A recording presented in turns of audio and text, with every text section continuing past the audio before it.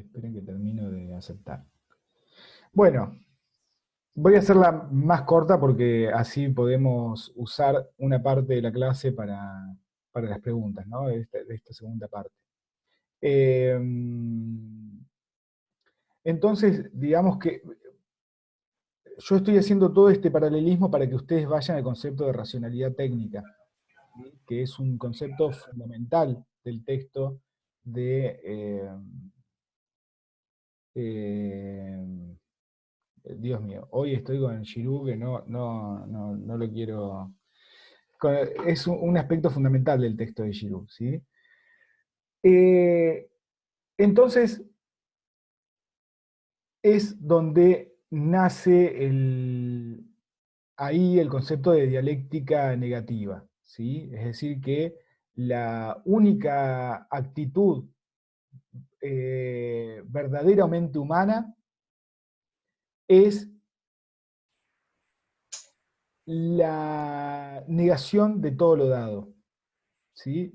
Y esto, puesto en términos concretos, es la crítica a todo lo existente. La única posibilidad para Frankfurt de convivir con este mundo, con esta racionalidad técnica, es no pactar con esta racionalidad, ¿sí? Entonces van a plantear la crítica como única posición, como única posición humana del sujeto posible, digamos, ¿sí? Como la única posición posible del sujeto es la crítica a todo lo existente, a toda esta sociedad del consumo, a toda esta sociedad que de alguna manera está eh, racionalizando, ¿sí? A partir de unas ideas, que son las ideas del progreso, que son las ideas de la ciencia, que son las ideas del positivismo, ¿no? A partir de estas ideas está racionalizando la destrucción del hombre por el hombre. Perdón, pero voy a silenciar porque no, Perdón, sí. hay un segundito porque cualquier cosa ustedes se meten, ustedes saben. Ahora, estas nociones instrumentalistas, ¿sí? Ya estaban muy en boga para mediados del siglo XX, ¿sí? Eh, y nosotros tenemos que pensar el texto de, de Giroud desde ese lugar. Por ahí lo vamos a retomar un poco en la clase que viene, para no agotar el tema acá. Obviamente que bajo una perspectiva que es la perspectiva de una nueva matriz, que es la matriz latinoamericana, digamos, con una interpretación específica sobre las teorías críticas, ¿sí? Pero para darles algunas pistas, bueno, la lógica instrumentalista que de alguna manera se vincula a estas nociones positivistas, estaban muy en boga en el pensamiento en el pensamiento pedagógico, ¿sí? De los 20, de los 30, en un contexto en el cual, después de la gran crisis del 30, se vive como una especie de época dorada del capitalismo, ¿no? Y fundamentalmente también había pasado algo así en los 20, digamos, donde ahí se puede ver muy bien en el texto de Historia del siglo XX de Hobsbawm, ¿no? Los que hayan hecho siglo XX, eh, esta gran explosión del consumo en Estados Unidos, de los autos, de los Cadillac caros y demás, bueno, digamos, eh, esta gran configuración del mundo consumista norteamericano iba a tener un correlato, ¿sí? En las conformaciones de las ideas pedagógicas del momento, y ideas como las de Franklin Bobbitt van a ser justamente los pilares de estas ideas más instrumentalistas, ¿sí? Eh, y justamente Bobbitt es uno de los grandes teóricos del currículum, ¿no? Y no es menor que sea un teórico del currículum, porque justamente el currículum no es más que un instrumento, digamos, ¿no? El currículum es, si se quiere, la tecnología que tiene la escuela para masificar unos determinados contenidos y estandarizarlos, ¿sí? ¿Cuál es la discusión que hace Bobbitt sobre el currículum y que estamos trayendo acá en relación? Bueno, que tal cual la industria necesita construir formas más eficientes, ¿sí? Para poder producir cada vez más, la escuela también tiene que trabajar con la noción de eficiencia, ¿no? La noción de eficiencia es claramente el sello de marca del modelo de Bobbitt, ¿no? Que después va a retomar Ralph Tyler ya en los años 40. Eh, entonces, ¿qué es este modelo de eficiencia aplicado al currículum? Bueno, justamente Bobbitt va a plantear la noción del currículum tradicional, ¿no? Es decir, es una metodología para obtener de forma precisa formas de evaluación que nos permiten saber con precisión si los objetivos que nos trazamos en un primer momento son alcanzados o no, ¿no? Entonces se plantean unos determinados objetivos, unos lugares a donde llegar, una determinada metodología para llegar a ese lugar. Eh, y para llegar a ese lugar tenemos que saber cuáles son las habilidades necesarias que nosotros queremos de alguna manera establecer para, para poder llegar hacia ahí. Eh, y una noción como la eficiencia, que es una noción claramente del terreno de la economía volcada a la pedagogía, ¿sí? Eh, y para Bobbitt, en ese sentido, el sistema educativo tenía que ser tan eficiente como una empresa económica, digamos, ¿no? Eh, la, la cuestión de Bobbitt, entonces, con respecto al currículum, tiene que ver con esta noción bueno, si el currículum está organizado, si la educación está organizado, el producto, tal cual en una fábrica, que se plantea es el deseado, ¿no? Eficientemente es el deseado. Es decir, que en este sentido el currículum era una especie de mecánica, ¿no? Eh, bueno, quien pudo llevar a la práctica del modelo educativo este modelo eficientista de Bobbitt es justamente Ralph Tyler, ¿no?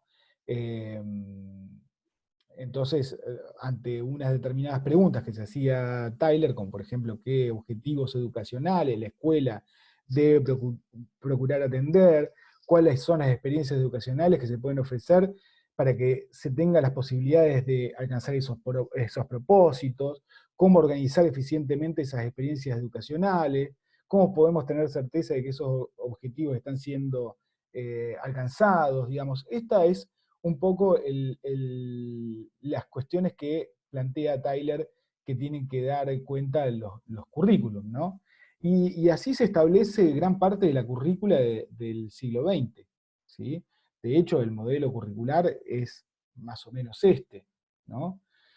Y es ahí donde nosotros podemos entender por qué está hablando tan descarnadamente este modelo crítico reproductivista, llamado crítico reproductivista justamente por esto, porque piensan en la escuela como un lugar en el que la estructura social, ¿sí? Que es el capitalismo, que son las relaciones sociales capitalistas, eh, encuentran una forma de reproducción en la ideología de los sujetos que ponen a rodar este capitalismo, ¿sí?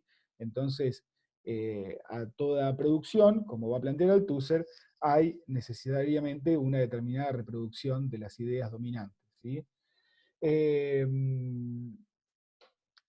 entonces, ahí lo que podemos empezar a entender es por qué empieza a plantear el texto de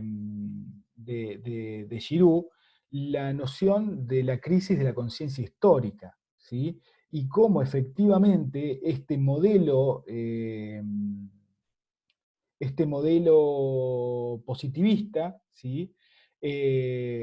lo que tenía como correlato en términos de la educación era el progresivo abandono de lo que en algún momento había sido la pedagogía humanista, ¿sí? Y lo plantea el texto de Giroud concretamente en lo que era el pensamiento clásico sobre la pedagogía, ¿no?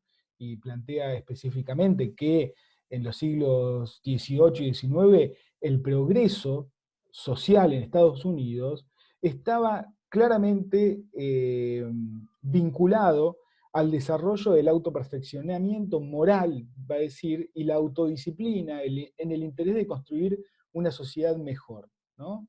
El siglo XX, dice Giroud, se despoja de la preocupación por mejorar la condición humana para aplicarlo únicamente al ámbito del crecimiento material y técnico. ¿Sí?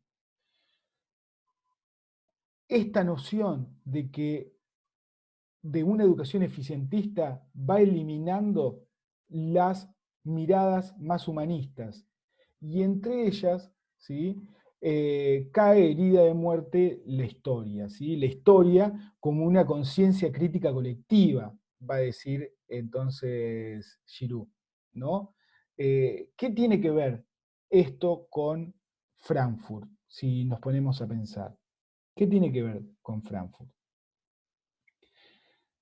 Bueno, justamente lo que va a retomar de Frankfurt Giroud en este texto es que cuál es la conciencia que surge a partir de esta noción de que el progreso está definido a partir del avance de la tecnología y esa tecnología a partir de una eficiencia, ¿sí? Que se busca en la escuela, ¿no? Y por ende va a poner a la técnica como la racionalidad fundante del sistema educativo, ¿sí?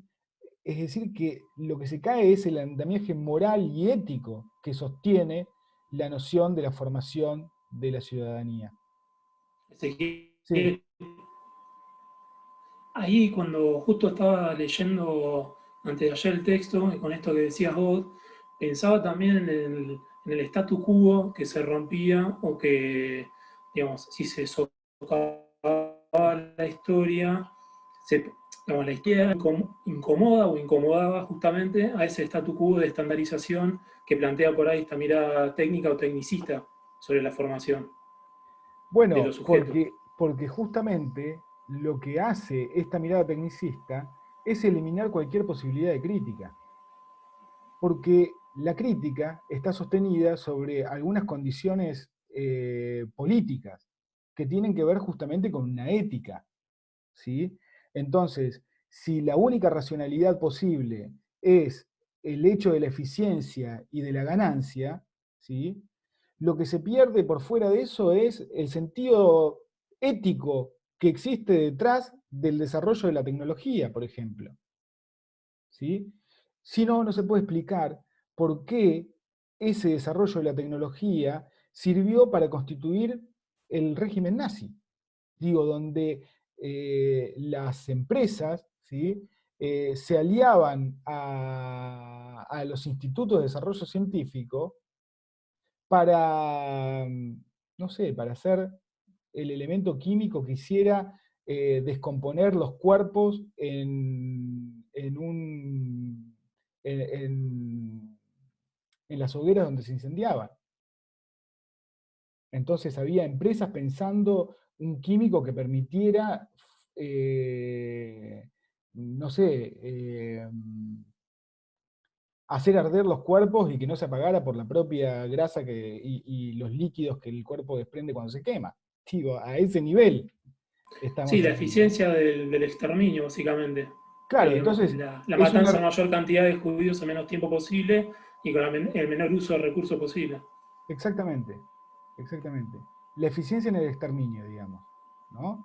La eficiencia puesta al servicio del exterminio y como racionalidad, ¿sí? De ese accionar, digamos, porque uno se tiene que poner, si uno pusiera en la cabeza de quien lleva adelante una investigación científica para llegar a ese tipo de lugar, digamos, bueno, ¿cuál es la racionalidad subyacente? Bueno, la racionalidad subyacente es el progreso, es el orden social, es la necesidad de un orden social. Esa es cuando ustedes analizan la racionalidad que existe detrás de la dictadura más sangrienta que tuvimos como país, aparece precisamente este mismo pensamiento, ¿no? Es decir, todos esos sectores subversivos que de alguna u otra manera querían poner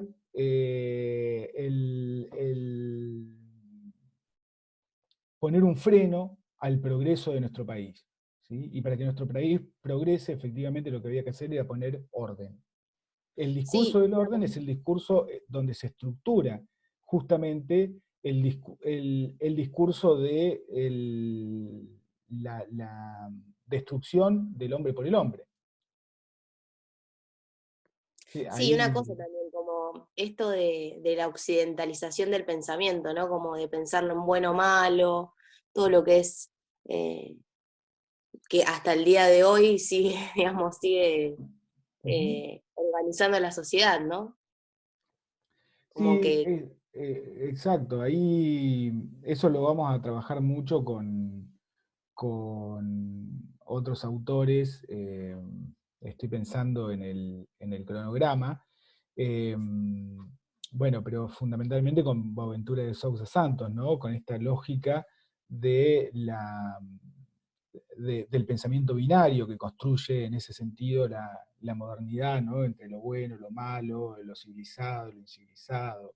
Eh, y justamente en ese pensamiento abismal, como lo llama eh, entonces Boaventura de Sousa Santos, es, bueno, donde se configuran también las explicaciones de por qué es deseable exterminar al otro, sin ir más lejos, digamos, y qué racionalidad existe detrás de la necesidad de destruir al otro. Eh, Sin ir tan lejos, el texto de Giroud lo que va a intentar rescatar es que en esta lógica tecnocrática, en esta lógica donde la técnica ya se convierte en la razón, en la racionalidad que de alguna manera estructura el pensamiento tecnocrático, eh, lo que se va a perder fundamentalmente es la noción ética de las cosas, y por ende el hecho de que la historia ocupe un lugar cada vez menor dentro de la currícula escolar norteamericana. Él lo va a poner, va a estar analizando a la sociedad norteamericana, pero nosotros lo podemos ver tranquilamente en los procesos actuales, digamos. eh, es lo que plantea la crisis de la conciencia histórica, ¿no? Sin ir más lejos. Y la conciencia histórica es lo que permite tener una dimensión crítica del conjunto social.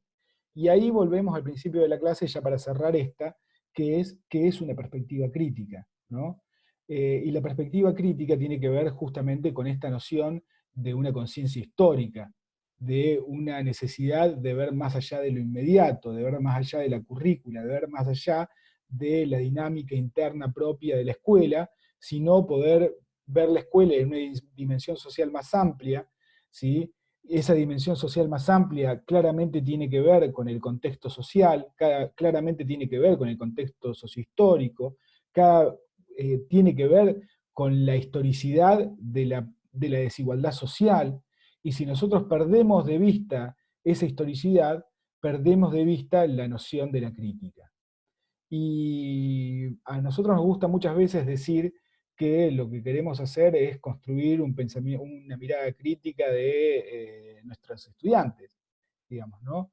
Y no es posible pensar justamente en una mirada crítica si no es a partir justamente de esta noción de una conciencia histórica, ¿sí?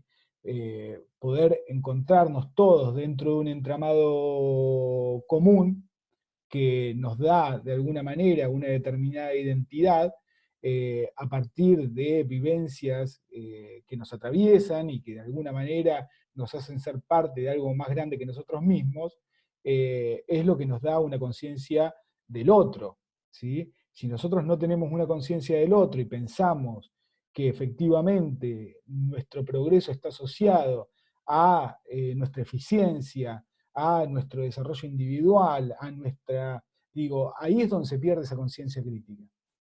Fíjense que eso es una discusión que hoy en día está más presente que nunca, ¿no? En este discurso del mérito.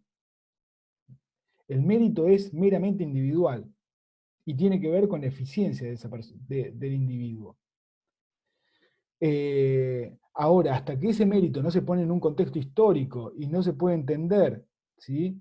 De dónde surge ese sujeto que es exitoso, de dónde parte ese sujeto que es exitoso y de dónde parte la gran mayoría de nuestra sociedad para llegar a un determinado lugar, es imposible entender el éxito individual más allá de lo meramente individual, ¿sí? Por eso es interesante poder pensar en esta, si bien parece una discusión muy vieja, en esta conciencia crítica colectiva. Y los medios también necesitan destruir esa conciencia crítica colectiva. Y poner el acento justamente en la noción de la individualidad, en la noción de la eficiencia del propio individuo, ¿no? Y que cada individuo se va a valer por sí mismo, digamos, ¿no? Por eso, en esta noción de la conciencia crítica colectiva, la noción del otro es una noción fundamental.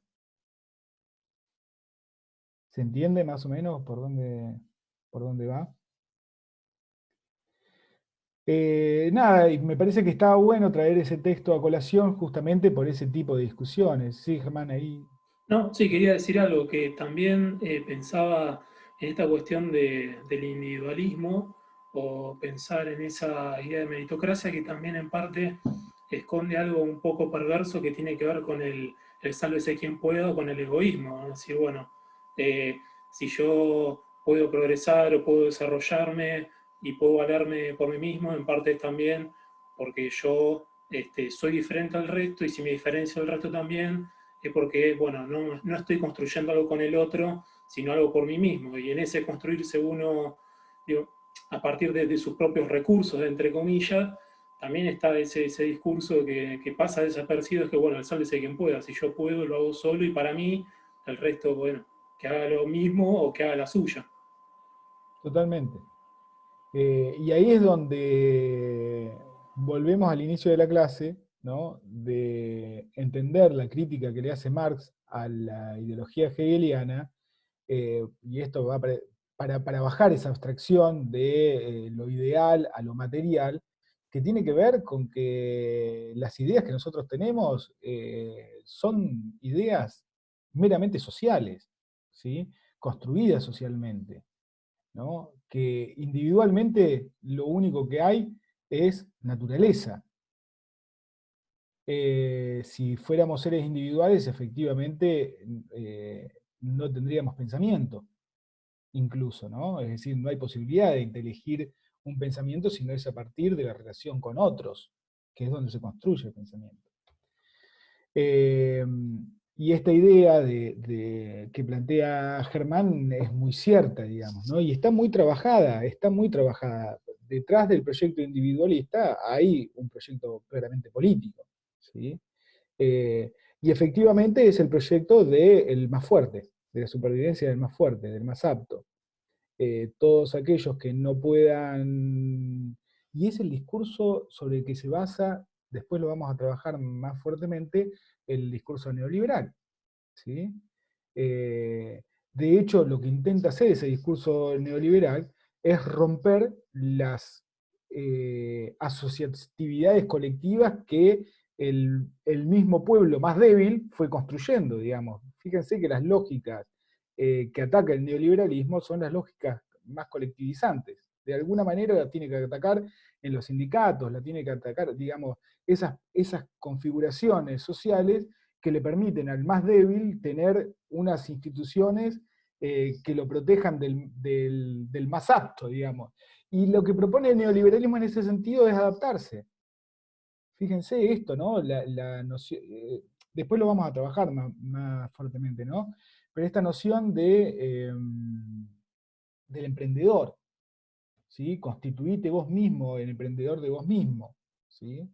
Y si no podés emprender, hermano, estás afuera de todo. Eh, no, no, no. Esa es la lógica de la supervivencia del más fuerte. Sí, y otra cosa, estaba pensando en lo de Hegel y como en toda esa espiritualidad que él también le pone como en eso de la esencia y también hay todo un discurso más del tipo New Age, que es como, que no es meritocrático, pero a la vez sí, como con algunas, digamos, como con algunas cositas, viste, que son detalles, que por ahí le cambian las palabras, le ponen fortalezas, le ponen objetivos, palabras que por ahí nos parecen inofensivas, pero que detrás de todo eso hay un entramado súper individualista, y nada, cómo se va maquillando y cómo si te pones esta perspectiva más crítica, empezás a ver el mundo de una forma muy, muy desesperanzadora de alguna forma, y más ahora Sí, en este porque contexto. las perspectivas New Age justamente lo que plantean es esto. Es Claro. decir, ante la desigualdad, ante la destrucción, lo que te queda es salvarte a vos mismo. Mm. Y ahora centrate en vos, ¿no? En tu espiritualidad, en tu mente, en tu cuerpo, en tu... Digo, y es a partir de uno, que el cambio empieza por uno mismo, digamos, todo ese tipo de ideas, ¿sí? Son ideas que justamente llevan a que el sujeto se encierre sobre sí mismo. Cuando el sujeto se encierra sobre sí mismo, es donde pierde esta conciencia histórica de la que está hablando el texto de Giroux, ¿sí? Y en definitiva lo que está hablando es cuáles son los dispositivos que llevan a la construcción de estas conciencias individualizantes. ¿Se entiende? Y se trabajó mucho en el neoliberalismo y en el posmodernismo en la discusión de, bueno, el peso del Estado, el peso de los colectivos, de las verdades y demás. Y en definitiva, bueno, se discutió mucho sobre las libertades individuales. eh, y lo cierto es que cuando el individuo fue largado a su propia libertad, ¿no?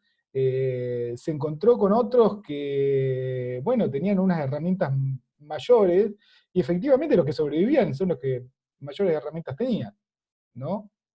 Y acá es donde me gustaría en algún momento introducir el pensamiento de Bourdieu también, ¿no? Que es muy interesante para pensarlo.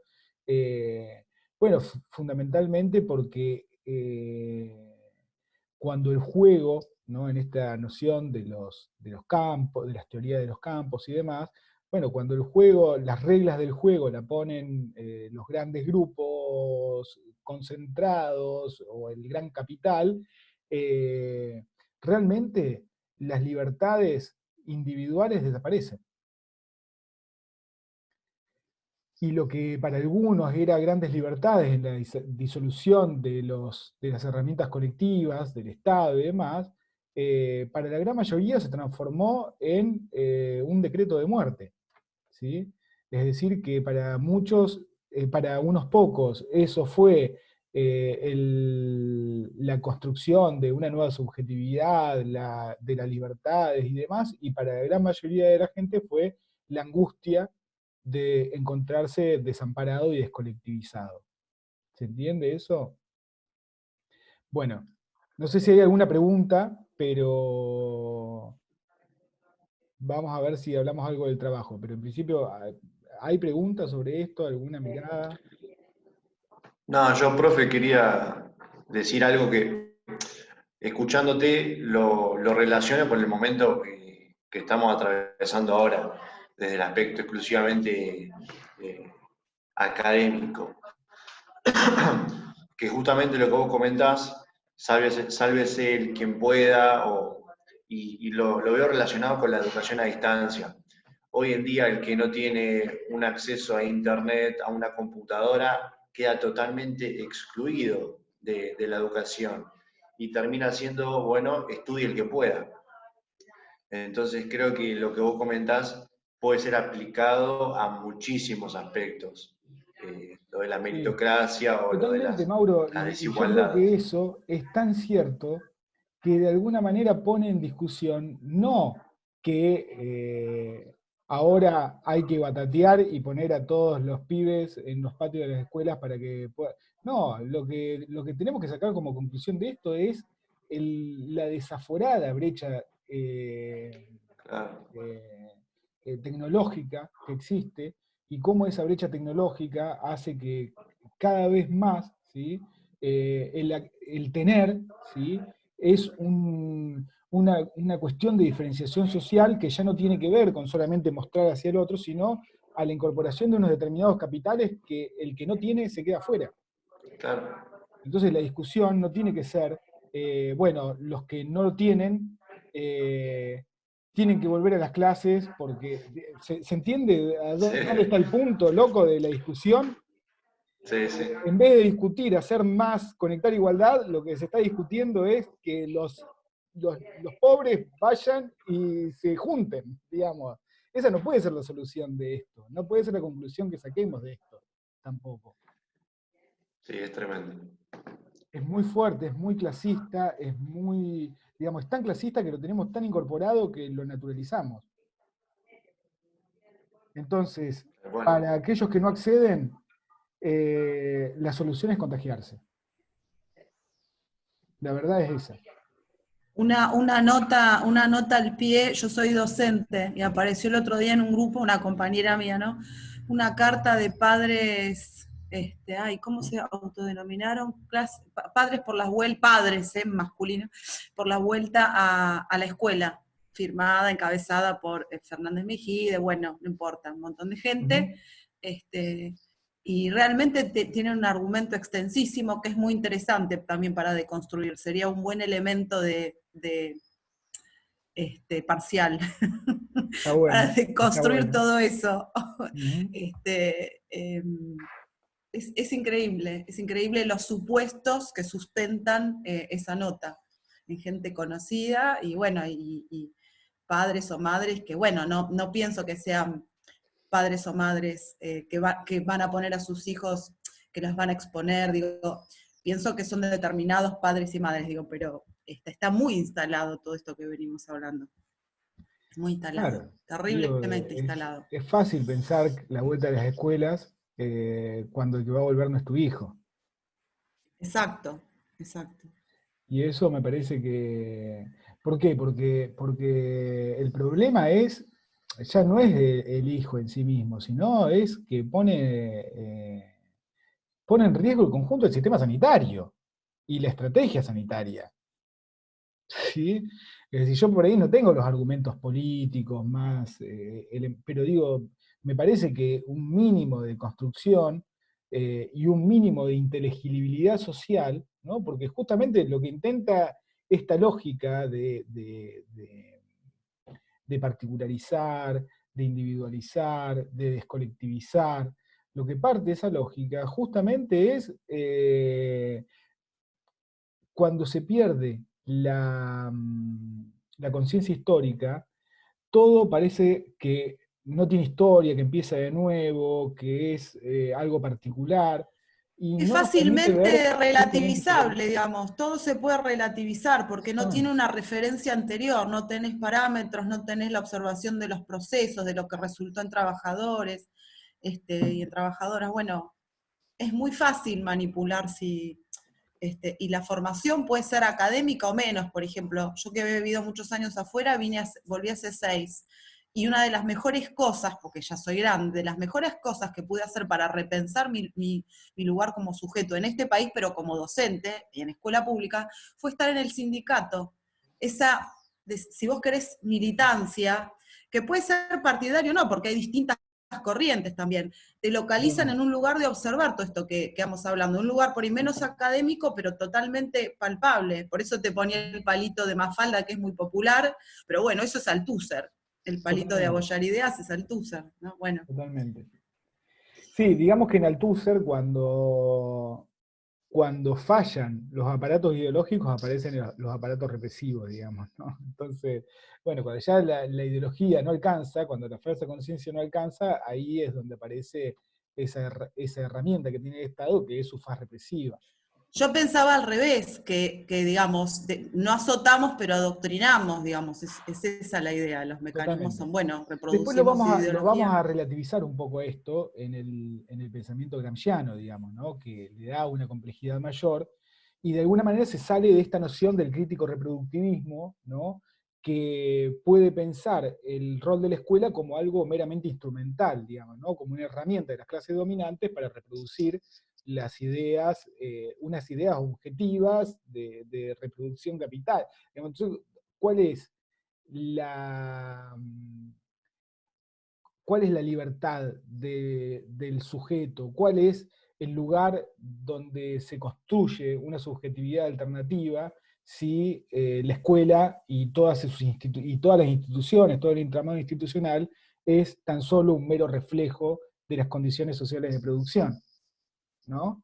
Esa es la pregunta que va a atravesar la crítica de las nociones crítico-reproductivistas. Bueno, ¿y dónde está entonces, dentro de esta lógica de acumulación en la que se produce y se reproduce, y la ideología es tan solo una, digamos, una prolongación de las ideas de la clase dominante, la posibilidad de transformación social? Por eso es interesante, y ahí es donde surge el culturalismo, surgen otras miradas que desde la perspectiva clásica, incluso desde el mismo marxismo, pueden discutir, digamos, las nociones más estructuralistas, más althuserianas, si se quiere, de la noción marxista, ¿no? Eso lo vamos a ir trabajando. Yo por ahí me parece que está bueno ver el cronograma de clases, porque me permite saber que efectivamente vamos a tener un poco más de tiempo por ahí, nos va a dar un poco más del tiempo para charlar estas cosas y no ceñirnos tan fuerte, digamos, al desarrollo establecido en el currículum, digamos, ¿no? Que por ahí, nada, qué sé yo.